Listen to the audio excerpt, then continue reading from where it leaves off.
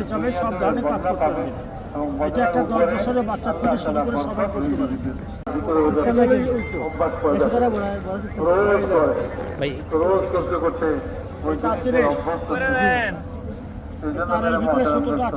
এই কাজটা হলো নিজের ব্যক্তিগত জিন্দেগি পিছন দিয়ে দিয়ে দেবেন। এটাকে সুন্দর করা, আল্লাহ সালাহিয়াতের যোগ্যতা ভিতরে দিয়ে রাখে।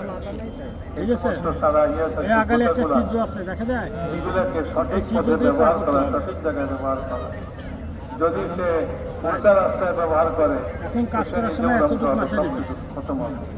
আর মেরে যেটা ভালো লাগবে শুধু কলম দিয়ে দাগাবেন, তাকওয়ার রাস্তায়, পরহেজগারির রাস্তায়, আল্লাহর খালি বাতা বসাবেন আর তুলবেন।